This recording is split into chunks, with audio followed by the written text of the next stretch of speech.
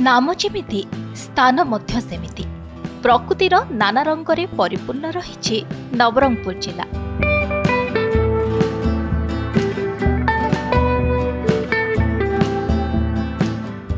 बण जंगल पहाड़ पर्वत सहित झरणा और जलप्रपात प्रकृति प्रेमी को डाकी आनी नवरंगपुर जिलार झरिगां ब्लॉक रे रही तीनोटी प्रमुख जलप्रपात साइधारा, गोसई धारा और चंदन धारा जलप्रपात बण पहाड़ भितर रही सिना किंतु एही जलप्रपात गुड़िक पर्यटकों को आकृष्ट करुछि।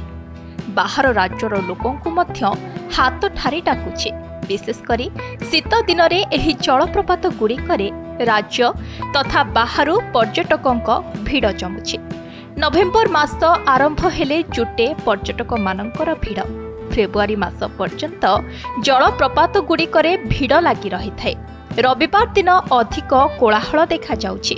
जलप्रपात रे पर्यटक माने गाधेबा समय एठाकू पहुंचीबा पई जेउ कष्ट अनुभव करिथांती निमिषक मध्यरे ताकू भूली जांती। झरणा अछि, रांदिया पिकनिक पे भल स्पॉट अछि।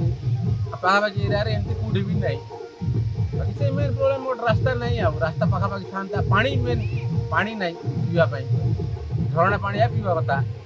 धन्यवाद देबो लोक मान को से माने हाथ लेखि चंती जे साइधर रास्ता कोडी सेटा टिके बड़ आकार लेखि की टिके लैंडमार्क ता भल से हेले लोक सुविधा जानि परिबे। सेटा आ एठी कोडी नलकूप देखिथिलो आ टिके विश्राम नवा पई रास्ता माने घर हो किछि भी होटे से व्यवस्थाटा नाही हेले टिके आ टी लोक माने भल उपभोग करि परिबे बुली परिबे तांको मजा आसी परिबो।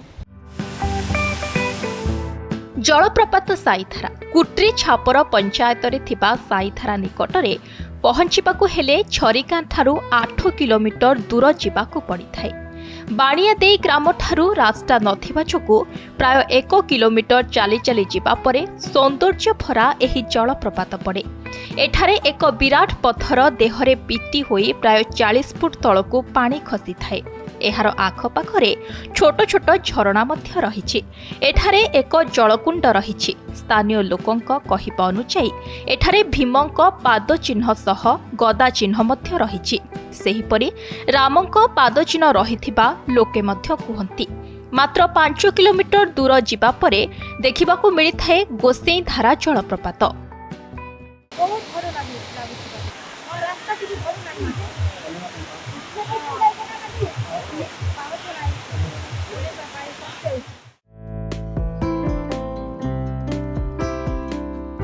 झरिगां ठारू बरागुड़ा एवं परे झलागुड़ा ग्रामरू 1 किलोमीटर दूर रे एही जलप्रपात पड़े।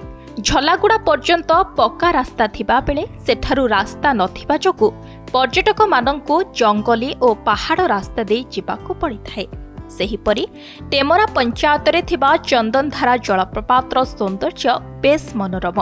तत्कालीन नवरंगपुर जिलापाल अरविंद पाढ़ी पंचायतवासी आर्थिक सहायता स्थानीय लोक प्रतिनिधि और पर्यटन विभाग अनुदान प्रदान परे मंदिर सह पार्श्व मंदिर आलोकीकरण सह भित्तिभूमिर विकास काम आरंभ होइथिला।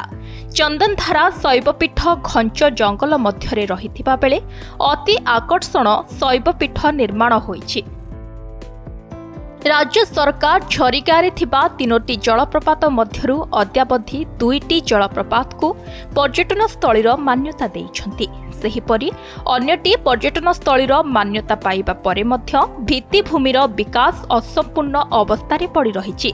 जेउ 2टी जलप्रपात को पर्यटन स्थलीर मान्यता देइछन्ति एहार पारिपार्श्विक विकास दिगरे सरकार दृष्टि देउनाहांति।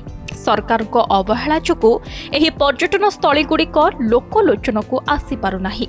फलरे पर्यटकों महल रे तीव्र असंतोष देखा देइछि।